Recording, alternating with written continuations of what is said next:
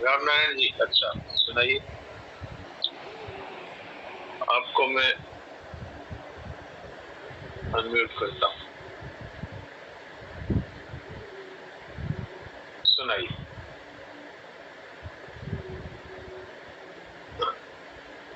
नारायण नारायण। एक कंजूस व्यापारी था।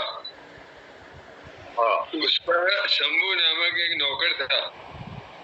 वो बहुत अच्छी प्रकृति का था। शंभू अपने वेतन का काफी हिस्सा गरीबों को और जरूरतमंदों को बांटता था। कंजूस व्यापारी उससे हमेशा कहता कि अरे मूर्ख, कुछ जोड़ करके इकट्ठा कर, लेकिन शंभू उसकी बात पर ध्यान नहीं देता। एक बार व्यापारी ने एक डंडा शंभू को जमा दिया। एक बार व्यापारी ने एक डंडा शंभू को दिया और कहा कि जब कोई तुझे अपने से भी बड़ा मूर्ख मिल जावे तो ये डंडा उसको दे देना। उसके बाद में व्यापारी अक्सर शंभू से पूछता कि क्या कोई अपने से बड़ा मूर्ख तुझे मिला? शंभू कहता मुझे बड़ा मूर्ख मेरे से मिला नहीं। कुछ समय बाद व्यापारी बहुत बीमार पड़ा और उसका अंतिम समय नजदीक आ गया। वह शंभू से बोला कि अब मैं बचूंगा नहीं भाई, कुछ ही दिनों में महायात्रा पर चल पड़ूंगा। तो शंभू बोला मालिक मुझे साथ ले चलो। मालिक ने प्यार से कहा कि अरे मोरे वहाँ कोई साथ थोड़ी जाता है। इस पर शंभू ने कहा कि अच्छा किसी को मत ले जाओ, लेकिन अपनी सुख सुविधा के लिए कुछ रुपए पैसे ले जाओ, घोड़ा गाड़ी तो ले जाओ। इस पर व्यापारी की बोला महामूर्ख वहाँ तो एक सुई भी नहीं जाती, एकदम खाली हाथ जाना पड़ता है। अब शंभू बोला कि मालिक ये डंडा आप ही रखो। बोला आपसे बड़ा मूर्ख कौन होगा जिसने सारी जिंदगी कमाने में लगाई है, न दान किया न पुण्य किया। जब सब कुछ जाएगा नहीं तो जोड़ जोड़ करके इकट्ठा करने से, संग्रह करने से आपको क्या फायदा मिला? बताइए। और डंडा उसी को दे दिया, जो डंडा ये ले जाओ तुम साथ, उनको महामूर्ख मिल गया। बहुत अच्छा, बहुत अच्छी कहानी है। तो अब किसी का कोई साधन संबंधी प्रश्न हो तो कर सकते हैं, नहीं तो फिर मैं देवकी जी को सुनाता हूँ।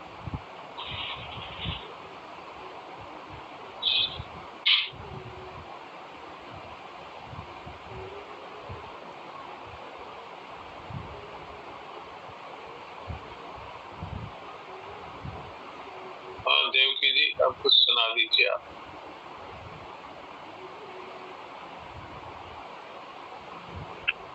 नारायण नारायण नारायण नारायण।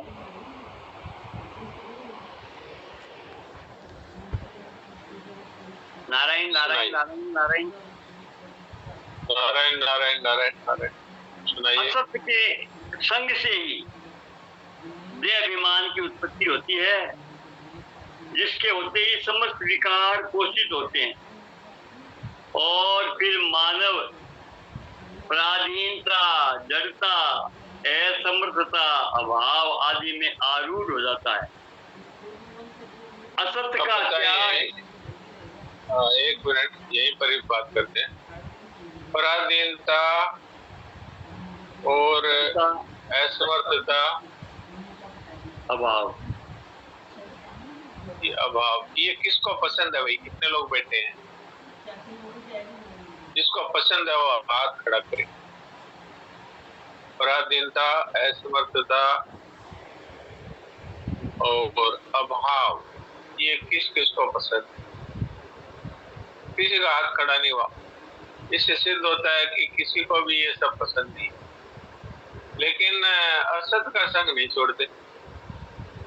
तो अब अगर आपको पराधीनता पसंद नहीं है, असमर्थता पसंद नहीं है, अभाव पसंद नहीं है, तो असत का संग तो छोड़ना पड़ेगा ना। एक तरफ हम असत का संग करते हैं तो उसका ये अवश्य परिणाम है। पराधीनता, असमर्थता और अभाव, ये उसका अवश्य परिणाम है। तो प्रश्न ये आता है कि फिर असत का संग क्या है। कल इस विषय में बात हुई भी थी, फिर बता देता हूँ। सांसारिक वस्तुओं को अपना मानना असत का संग है। जितने भी सांसारिक कहने से ये शरीर भी आ गया, शरीर को, मन को, बुद्धि को, अहम को, फिर उसके बाद परिवार को, फिर धन संपत्ति को, फिर जमीन को, मकान को, किसी भी वस्तु को अपना मानना ये है असत का संग, और आपको पराधीन बनाएगा ही। अब आप बताइए, कोई अगर ये कहे कि मेरा बेटा मुझे न्याल करेगा, तो वो बेटे का अधीन हुआ कि नहीं? कोई कहे कि मेरे को धन न्याल करेगा, तो वो धन का अधीन हुआ कि नहीं? अब न तो वो धन है, उसका कोई ठिकाना कि वो कब आपके हाथ से फिसल जाएगा, न कोई परिवार के लोगों का ठिकाना कब आपके हाथ से फिसल जाए। वैसे भी फिसल जाए और वैसे भी फिसल जाए। वैसे और वैसे क्या हुआ कि वियोग हो जाए सदा के लिए तो फिसल गए, और रहते हुए भी आपको अगर न्याल नहीं किया, तो मतलब आपकी बात नहीं सुनी, आपके कहे में नहीं चले, आपका अपमान किया, आपको घर से निकाल दिया, तो वो फिसल गए ना। अच्छा, ये सब संभव है कि नहीं जो मैंने कहा? तो अब हम इनके अधीन क्यों हैं, ये सोचना चाहिए भाई। हाँ, कोई सदा साथ रहने वाला हो, जैसे वो कहानी में बात आई थी कि भाई वो लड़के ने खिलौनों को कान में कहा कि ना राम नाम जपते हो या राम नाम कहो, तो कुछ बोले नहीं, तो फोड़ के फेंक दिया। तो राजा ने कहा कि ये लड़का समझदार है, तो तुम मेरे साथ चलो, मेरे महल में रहो, राजकुमार बन जाओ। बोले चलो तो सही, पर मेरी शर्तें हैं। तो क्या शर्त रखी कि मैं सोऊंगा, तुम नहीं सोओगे। अब तुम मेरे साथ सदा रहोगे, एक क्षण भी मेरे को छोड़ोगे। अब बताओ ऐसा कौन है संसार में तो सदा आपके साथ रहे, सदा आपकी बात माने, सदा आपके मन के अनुकूल चले? ऐसा है क्या कोई संसार में? तो फिर इनके अधीन होने का मतलब क्या हुआ? अरे भाई, अधीन होने का क्या फायदा है? आप सेवा कर दो, आपके साथ जैसा संबंध है, पति है तो पति की सेवा कर दो, पत्नी है तो पत्नी की सेवा कर दो, माँ है तो माँ की सेवा कर दो, बेटा है तो बेटे की सेवा कर दो, बहू है तो बहू की सेवा कर दो। सेवा सबकी कर दो, छोटे की भी कर दो, बड़े की भी कर दो। लेकिन मेरा मानना है पराधीन होना। मेरा मानने से क्या फायदा है? हाँ, मेरा मानने से रोना पड़ेगा, ये एक पक्की बात है। क्यों? पराधीन सपने सुख नाही, तुलसीदास जी महाराज साफ साफ कहते। तो फिर हम असत का संग क्यों करें? और अगर असत का संग करते हैं तो फिर तैयार रहिए, पराधीनता, समर्थता और अभाव के लिए। जीवन में अभाव आ जाएगा, और अभाव आएगा तब क्या होगा? कामना उत्पन्न होगी। असमर्थ आएगा तब क्या होगा? कर्तव्य पालन नहीं कर पाएंगे। पराधीनता आएगा तब क्या होगा? रोना पड़ेगा। अरे भाई, पराधीन सपने सुख नहीं तो दुख पाना पड़ेगा। तो ये एकदम जैसे कोई गणित का सवाल है, वैसे इधर उधर नहीं होता। 2 और 2 4 ही होते हैं, न 5 होते हैं, न 3 होते हैं। ऐसे ही ये बात है कि अगर असत का संग करेंगे तो पराधीन होना ही पड़ेगा। असत का संग करेंगे तो दुख आएगा ही। असत का संग करेंगे तो असमर्थता आएगी ही। असत का संग करेंगे तो अभाव से पीड़ित रहेंगे ही, कोई बचा नहीं सकता। तो इतना महंगा असत का संग, अच्छा फायदा कुछ भी नहीं। कोई एक भी फायदा बता दो कि असत का संग करने से हमारे ये फायदा, और नुकसान कितना बड़ा। ये मनुष्य जीवन ही असफल हो जाएगा। जो मनुष्य जीवन परमात्मा से मिला सकता है, जो मनुष्य जीवन, यहाँ मैं और इससे आगे की बात कहूं तो जो परमात्मा को आपकी गरज करवा सकता है परमात्मा के द्वारा, बोलो इतना ये मनुष्य जीवन है। भगवान कहते हैं मैं तो हूँ संतन को दास। अब बताइए, नरसिंह जी का मायरा भरने के लिए आए कि नहीं भगवान? वहां आकर के ये नहीं कहा कि मैं भगवान हूँ, वहां ये कहा नरसिंह जी हमारे आदू सेठ है, हम इनके आदू गुमास्ता है, मतलब नौकर हूं मैं इनका, गुमास्ता हूं। सोचिए जरा, ऐसा मनुष्य जीवन जिसमें भगवान भी गुमास्ता बनने को तैयार है, और वो ऐसे नष्ट होने वाले प्राणी पदार्थों की ममता और कामना में नष्ट कर देते। कितने दुख की बात है। सभी भाई बहनों से निवेदन है कि इस विषय में गंभीरता से विचार करें, और कोई है कठिन बात लगे तो अपने बातचीत करेंगे। सीताबाई क्या बोलती हैं? बोलिए सीताबाई। नहीं, भगवान तो महाराज हम लोग के कंकन में है। ये संसार सब झूठा है, कोई अपना नहीं है, न शरीर है न संसार है, एक भगवान है। वही बोल। अरे वाह, तो आपको तो ज्ञान हो गया फिर, और क्या? सिवा कुछ तो नहीं ज्ञान है, और ज्ञान कुछ भी नहीं, सब झूठा है। और तो बस, तो यही तो ज्ञान है। ये ज्ञान जिसको हो गया वही तो महात्मा है, और क्या? सब झूठा है, सब झूठा है। वाह वाह वाह, आपने तो एकदम हमारे मन की बात कह दी। नारायण नारायण नारायण नारायण। तो ये देखो, सीताबाई ने अपने पूरे जीवन का अनुभव बता दिया है कि कोई अपना नहीं है, शरीर भी अपना नहीं। बिल्कुल सच्ची बात है। तो आज से हम ये निर्णय करें कि भाई हम असत का संग नहीं करें। अरे भाई, सत का संग करो चाहे ना करो, कम से कम असत का संग नहीं करें। तो सत का संग स्वतः होगा। ये बात आपको एक रहस्य की बात है, संतों ने बताई है कि आप असत का संग अगर नहीं करेंगे तो सत का संग स्वतः होगा। क्यों? सत तो मौजूद है ना, उसको कहीं से लाना थोड़ी है। वो तो जहां आप हैं वहां पर सत्य परमात्मा मौजूद है आत्मा के रूप में, तो अपने को कहीं से लाना नहीं है। उसका अनुभव नहीं हो रहा क्योंकि हमने असत का संग कर लिया, असत से ममता कर ली, असत की कामना कर ली, असत के साथ एक हो गए। तो ये तीनों बातें हो गई। ममता कर ली तो मेरा मानने लगे, कामना कर ली तो इनकी इच्छाएं हमारे जीवन में आ गई, और इसके साथ एक हो गए तो देहाभिमान आ गया। तो देहाभिमानेन सर्वे दुखा प्रादुर्भवन्ति, सर्वे दोषा प्रादुर्भवन्ति। जहाँ पर ये दोष आ जाते हैं वहां पर सब तरह के दोष स्वीकार इकट्ठे हो जाते हैं। हाँ देवकी जी, अब सुना दीजिए आगे। इंद्रजीत क्या करे, एक बार थोड़ा बात कर ले जरा।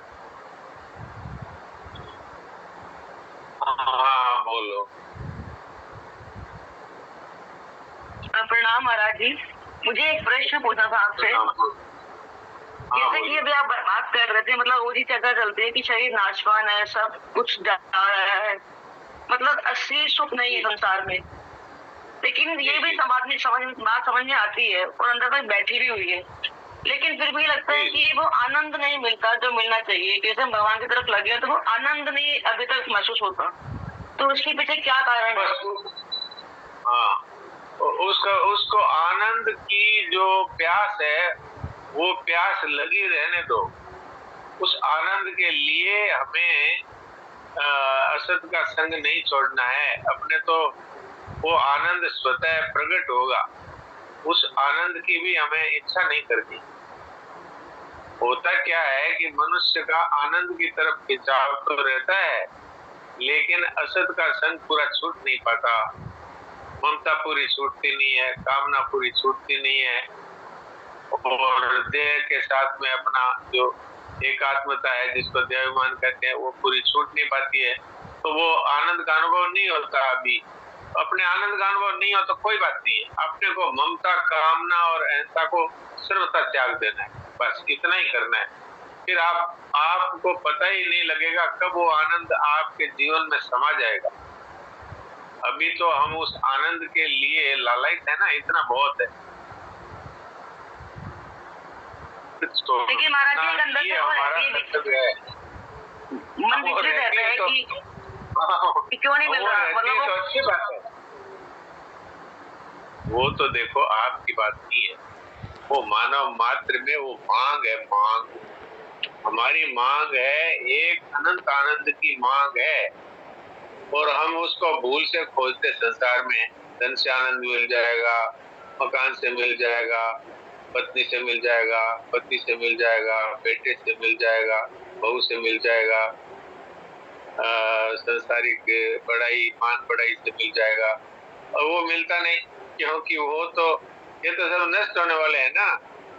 तो वो हमारी जो मांग है आनंद की, वो मानव मात्र की मांग है, उसकी चिंता छोड़ दीजिए। अपने को खाली असत का संग छोड़ना है, फिर अपने आप ही वो आनंद स्वतः ही जीवन में से प्रकट होगा। प्रकट वो आनंद है, अंदर है, वो भी प्रकट नहीं हो रहा है, उसका अनुभव नहीं हो रहा है, तो उसकी प्यास बढ़ने दीजिए। और इधर असत का संग छोड़ने में विशेष सावधानी बरत लीजिए।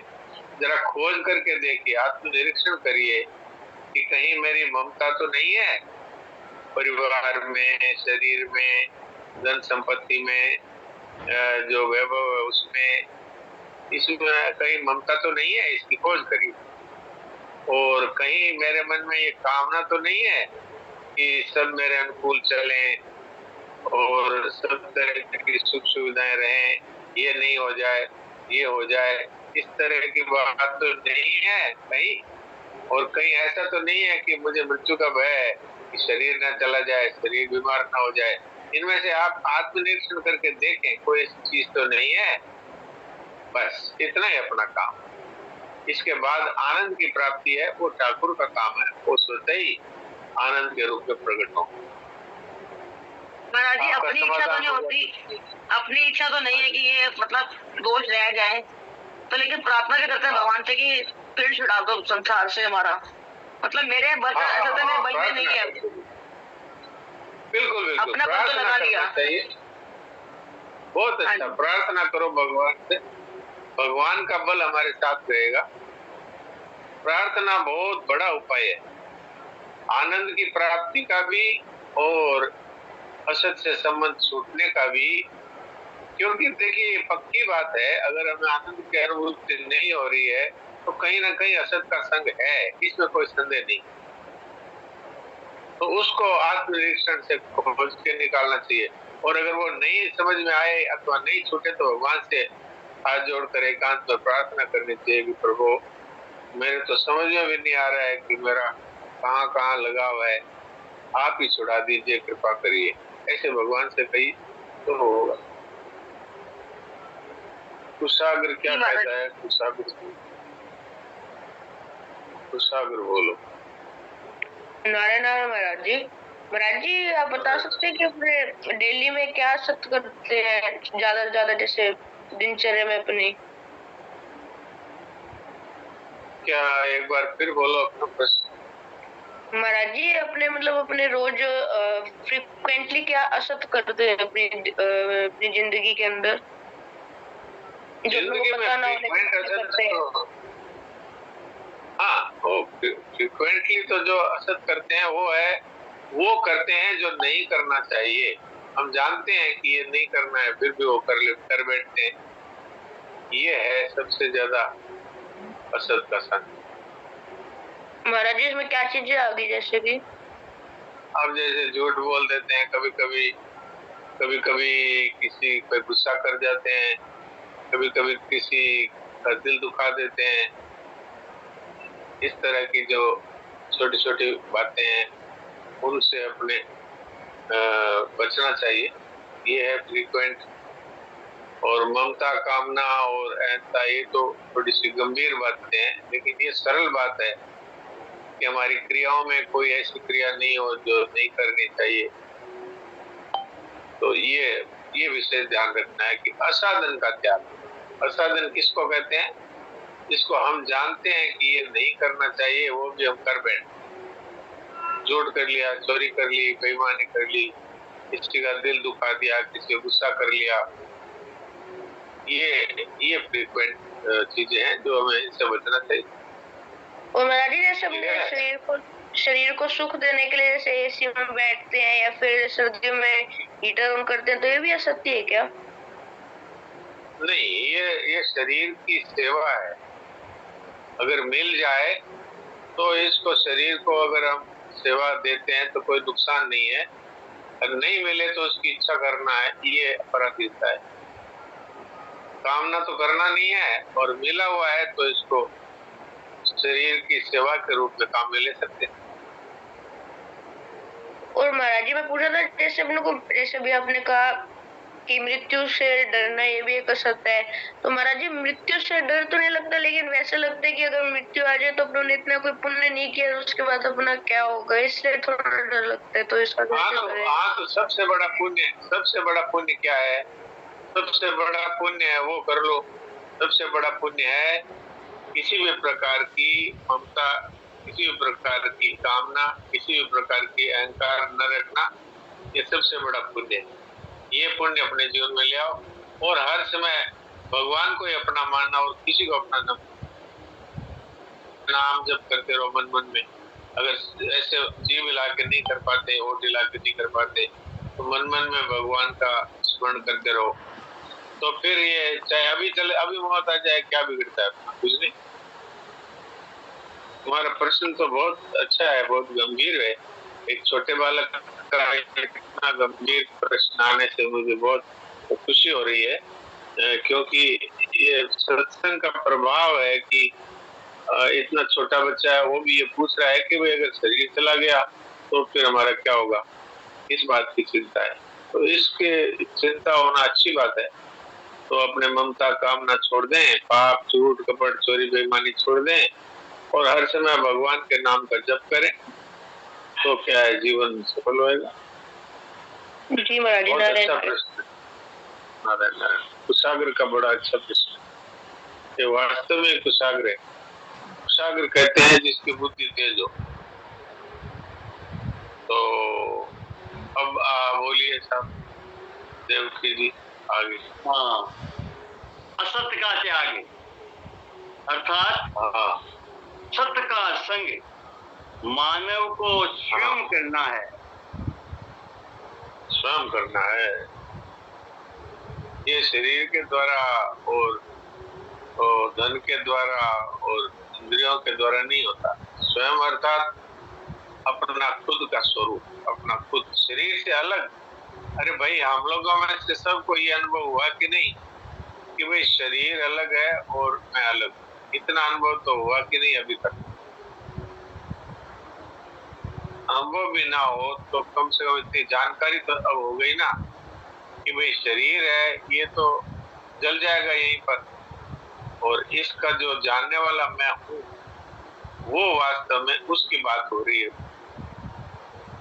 ये जो है, ये हमारा स्वरूप है। तो सत्संग अपने द्वारा होता है। अपने द्वारा का मतलब अपने स्वरूप से। जैसे हम स्वयं जो हैं शरीर से अलग।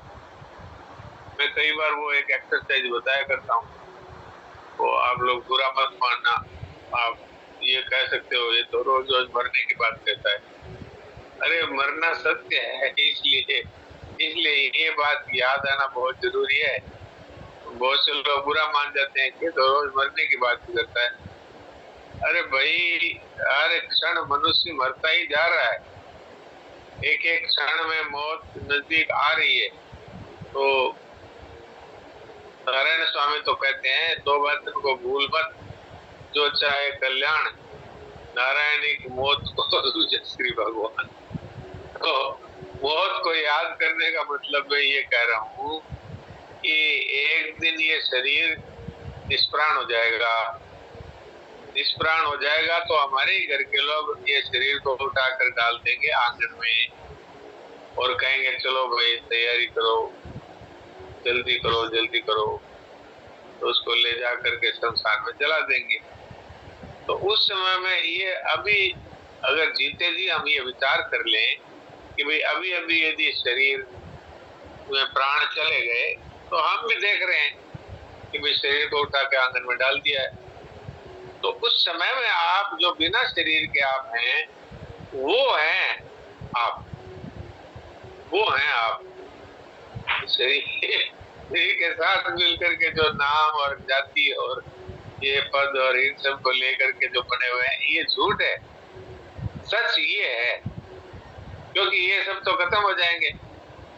वो एक राजा की मैंने कहानी सुनाई थी ना, एक चोर था, वो राजा के महल में चोरी करने चला गया। रात का टाइम था, राजा संस्कृत का विद्वान था, श्लोक बनाता था, तो उसने संस्कृत में श्लोक बनाए। तो श्लोक के 4 चरण होते हैं, तो 3 चरण उसने बना लिए।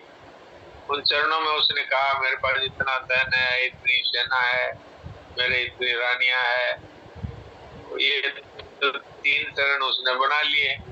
अब चौथा चरण उससे बन नहीं रहा, तो चोर उनके पलक के नीचे बैठा हुआ था, तो उसने चौथा चरण बोल दिया कि चक्षुर निमीलियते नहीं किंचित् अस्ति, जब आंखें बंद हो जाएगी तो ये कुछ भी नहीं रहेगा।